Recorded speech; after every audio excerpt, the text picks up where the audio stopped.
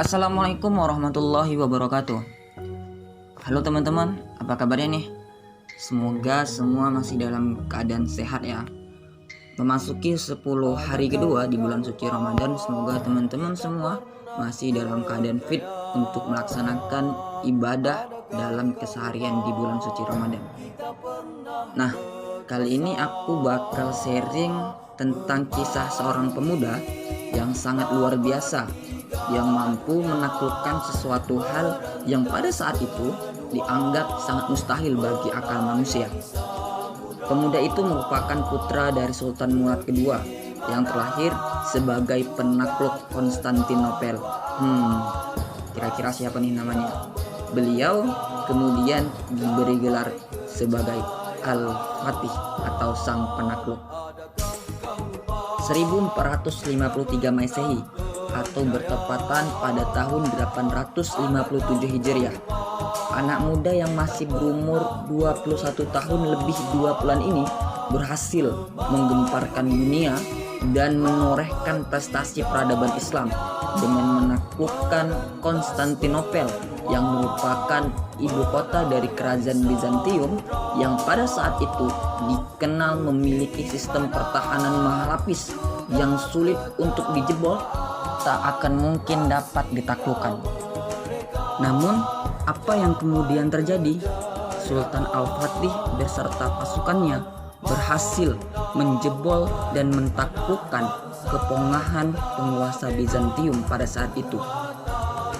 Lalu pertanyaan terbesar bagi kita semua, apa yang menjadi motivasi terbesar bagi seorang Al-Fatih sehingga di waktu mudanya begitu bersemangat untuk menaklukkan Konstantinopel?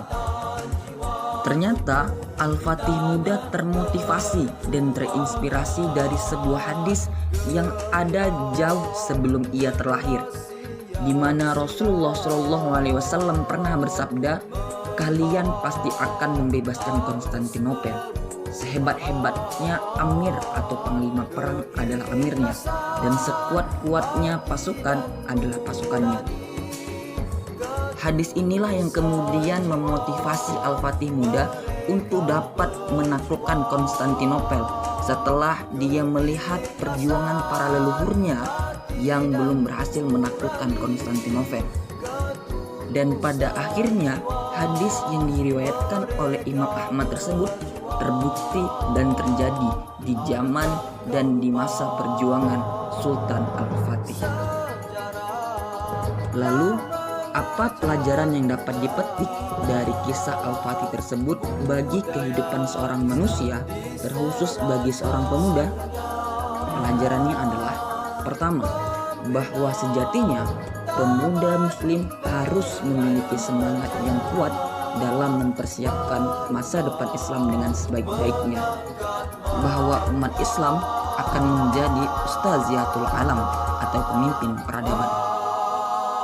Kedua, bahwa untuk mewujudkan apa yang dikatakan Rasulullah SAW dan Allah Subhanahu wa Ta'ala dalam firman-Nya harus diikhtiarkan dengan maksimal, walau terkadang orang lain menganggap usaha tersebut adalah perbuatan yang mustahil. Karena sejatinya tidak ada yang mustahil bagi Allah. Ketika Allah berkata kun fayakun, terjadi maka terjadilah. So, bahwa setiap peradaban Islam butuh perjuangan dan tidak ada usaha yang mustahil dalam setiap perjuangan ketika Allah Subhanahu wa Ta'ala sudah menjanjikan bahwa umat ini adalah umat yang terbaik. Sebagaimana Allah Subhanahu wa Ta'ala berfirman dalam surah Al-Imran ayat 110, "Kuntum khairu ummatin ukhrijat linnas." Kamu umat Islam adalah umat terbaik yang dilahirkan untuk manusia.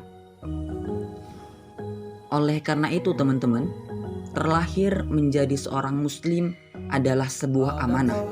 Amanah yang nantinya akan dipertanggungjawabkan di hadapannya. Apakah ketika kita hidup, kita mampu menjadi pelaku sejarah peradaban Islam atau hanya menjadi seorang penonton peradaban? Terima kasih. Salam inspirasi dari sang pembelajar.